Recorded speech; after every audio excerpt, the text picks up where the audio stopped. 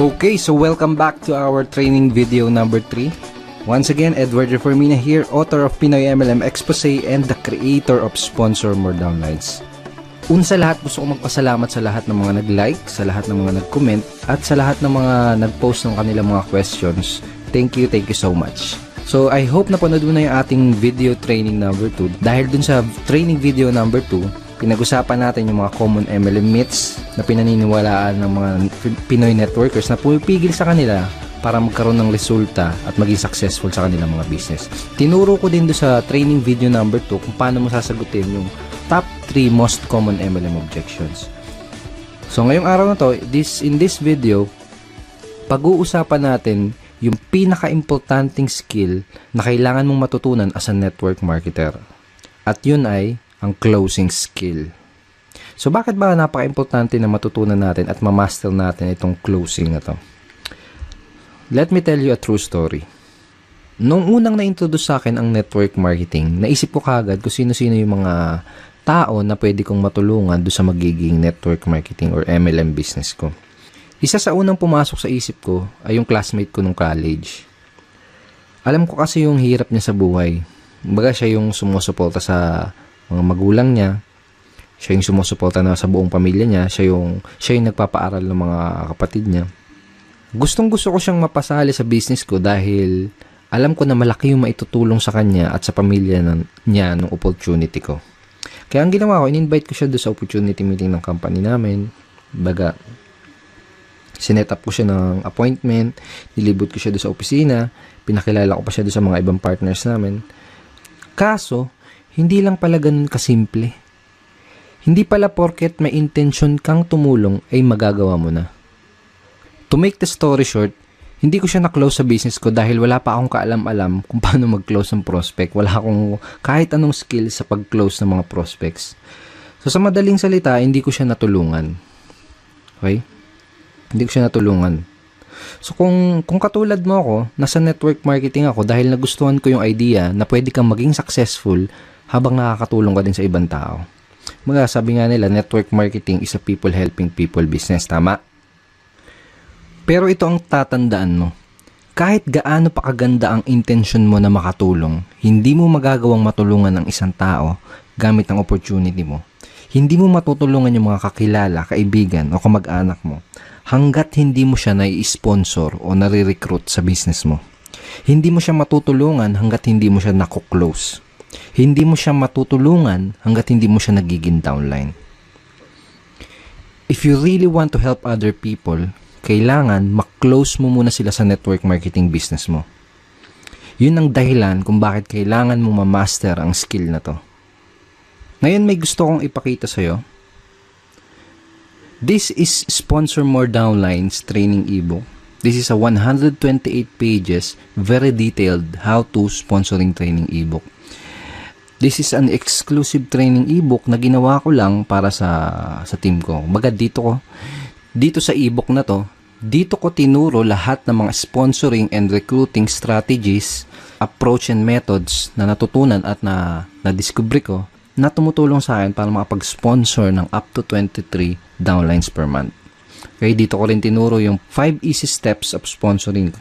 Okay, so very, very detailed siya. Tinuro ko dito mula from qualifying to handling prospect objections and of course up to closing prospects. So sobrang detailed niya. Tinuro ko dito kung ano yung mga linyang ginagamit ko, kung ano yung mga scripts na sinasabi ko. And tinuro ko din dito yung psychology behind those strategies. Kumbaga tinuro ko kung bakit effective yung mga strategies and methods na yun. Tsaka yung mga approach na yun. Okay? And dito sa ebook na to, tinuro ko din yung 3 closing methods na ginagamit ko at ginagamit din ng mga team ko. And in this video, gusto kong i-share sa'yo yung isa doon sa mga closing methods na yun. So, napaka-effective ng mga closing methods na yun, yung mga araw na nakakapag-sponsor ako ng 4 na downlines sa loob lang ng isang araw. Okay? Pero bago ko ituro sa'yo yung isa doon sa mga closing methods na yun, gusto ko munang i-share sa'yo yung mga naging resulta ng mga taong nabahagian at naturuan ko na ng mga strategies at mga approach mula dito sa training ebook na to. Okay, so bali ito yung sinabi ni Arvin J. Basilio from Cebu City. Sabi niya, By applying his teachings and strategies in Sponsor More Downlines training ebook, I was able to sponsor 13 people and earn 14,110 pesos in just 11 short days. I have never experienced such fast results in my life. The teachings taught by Edward in objection handling also increased my sign-up rate by 200%. I became truly unstoppable in my business and I couldn't be more thankful. So, yun sinabi ni Arvin J. Oh, thank you, bro. Ito naman yung sinabi ni Elisa Cruz from Cavite City. Sabi niya, mas nakukuha ko yung trust nila dahil sa mga scripts na sinusunod ko sa trainings. So, thankful talaga ako dahil in just 1 week, nakapag-close ako ng 3 prospects at may mga naka-line up pa. So, sabi niya, very effective. So, yun yung sabi ni Elisa Cruz. So, thank you so much, Elisa. And ito naman yung sinabi ni Alvin Alcobendas from Batangas City. Sabi niya, nung sinimulan kong i-apply ang natutunan ko mula sa Sponsor More Downlines, every week meron akong nakuklose at na-sponsor na tao. And now, 3 months in my business, nakapag-sponsor ako ng 17 direct downlines at weekly na akong kumikita around $100 per week. So, thank you so much, Alvin. At ito naman yung sinabi ni Mari Bixon from Italy. Kung noong una ay ako ang naghahabol sa prospects, ngayon sila na yung kusang naghahanap sa akin. Wala na rin akong katakot-takot sa pagsagot sa mga prospect objection. Iba talaga pag may proper training. In 1 month, I got 5 direct referrals. Ayan sabi ni Marivic. Thank you, Marivic. At ngayon, ito naman yung sinabi ni Ryan Montilla from Makati City. Sabi niya, dati nung di ko pa natututunan yung mga strategies sa Sponsor More Downlines, ay para akong naglalakad sa dilim na walang ilaw, na nangangapa ako sa daan na tatahakin ko. Kung baga walang proper direction at bumalik ako sa pagiging empleyado, nag-stop ako sa pagiging networker. Then, pagkatapos kong i-apply yung mga natutunan ko sa Sponsor More Downlines, ay sobra, rocket ship to the maximum level. I earned 135,041 pesos at nakapag-sponsor ako ng 72 direct downlines in just 4 months. So, ayun sabi ni Ryan Montilla. So, thank you so much, Ryan, and congratulations sa results mo. At lastly, ito naman yung sabi ni Mr. Rafi Calicdan from Quezon City. Sabi niya, pagkatapos ko matutunan ang mga teachings ni Sir Edward Reformina, nakasponsor ako ng 26 downlines in just 56 days. I earned $945 in 2 months.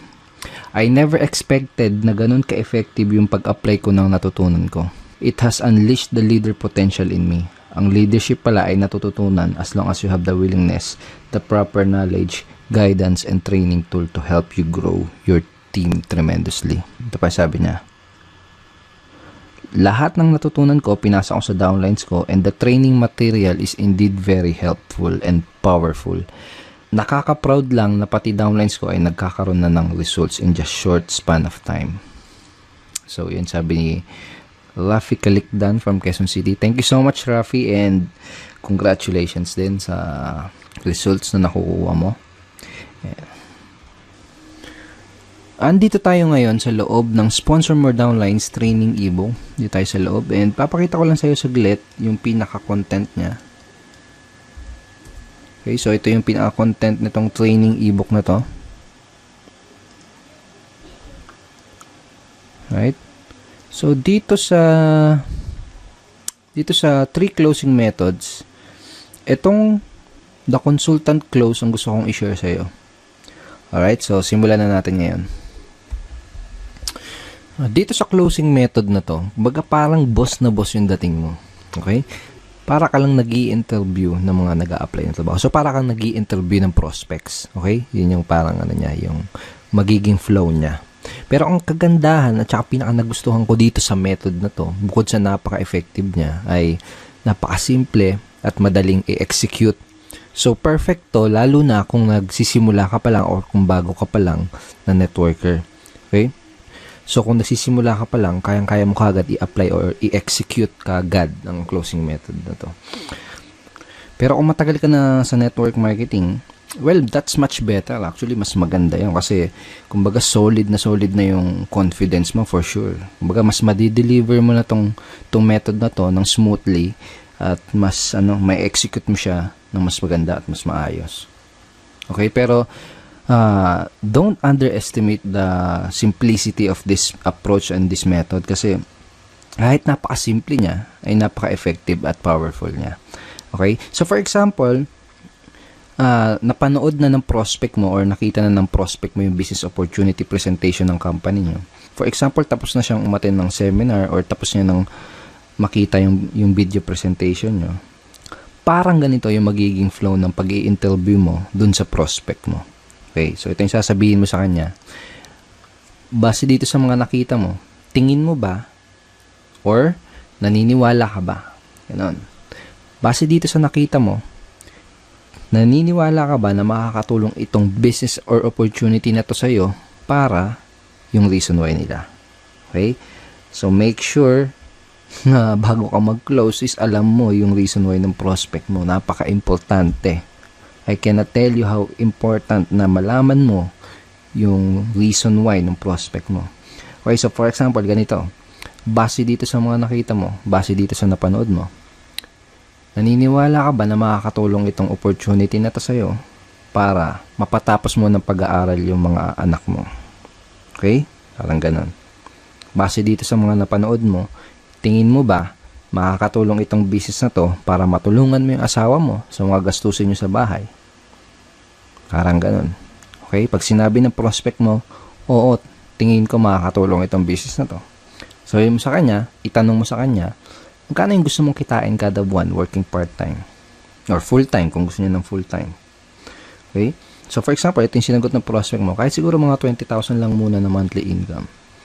Sabi mo, okay, that's good. Mga ilang oras kada araw o linggo ang pwede mong ilaan para sa business na to para ma-achieve mo yung 20,000 per month na income. Okay? So, sasagutin ka niya ng kung ilang oras. Sabihin natin, ang sinagot niya is mga 2 to 3 hours per day lang muna. Ganon. Sabihin natin, ganun yung sinagot niya. Ang next na sasabihin mo ay ito. Okay, sabihin natin na kumikita ka na ng 20,000 pesos na monthly income working 2 to 3 hours per day. Ano yung iba pang magiging benefit nun para sa'yo at sa family mo? Okay? So, using these lines, unti-unti nang kino-close ng prospect mo yung sarili niya doon sa business mo. Baga siya na yung mismo kasi nagsasabi ng mga benefit na makukuha niya doon sa opportunity mo, di ba? So, napaka-powerful talaga nito. Okay? So, ngayon, sabihin natin, sinagot niya na, ito yung mga magandang magiging benefit yan para sa akin. Tapos, ang tatanong mo sa kanya, pag nasabi niya na sa'yo yung mga benefit na makukuha niya sa opportunity, ito yung next na itatanong mo sa kanya. May mga gusto ko pa bang itanong bago ka magsimula?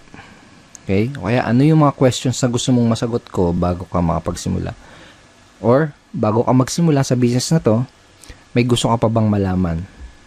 Okay? Kapag sinabi ng prospect mo na, kapag basta kung may mga remaining questions pa siya, ang goal mo is masagot lang yung mga question na yun. Okay?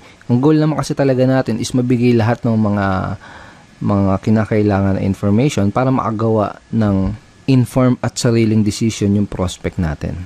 Okay?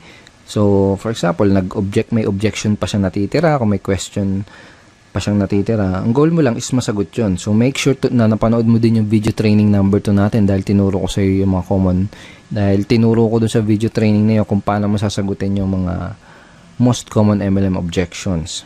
So, for example, sinabi na ng prospect mo na wala naman na, baga wala na siyang question. Ang magiging closing line mo ay ito. Okay? Sounds to me na ready ka nang mag-join. O kaya naman ay ito. Mukhang handa ka nang magsimula. Tama ba? Kaya, mukhang handa ka nang magsimula sa business na to. Tama ba? Pag sinabi mo yun sa prospect mo, pakinggan mo kung ano yung isasagot nila. Kasi doon mo malalaman kung may mga tanong pa sila or kung may mga objections pa sila. Okay? Kung wala na silang tanong, ang sasabihin lang nila, parang ganito, oo, ready na ako. Or, paano ba magsimula? Okay? Kapag tinanong nila na ganon, kapag tinanong ka na nila kung paano ba magsimula sa business mo, sabihin mo lang, okay, ganito yung next step na gagawin mo para makapagsimula ka na kaagad. Parang ganon. Okay, let me show you yung mga next steps na gagawin mo para makapagsimula ka na kaagad. Okay? So, ganun, i-guide mo na siya sa pag-sign up do sa business opportunity nyo. kung paano ba yung sign up process nyo. Ituro mo na sa kanya yung step by step na gagawin niya para makasali as soon as possible. So, ganun lang siya kasimple. Di ba sabi ko kanina na very simple lang siya pero very effective.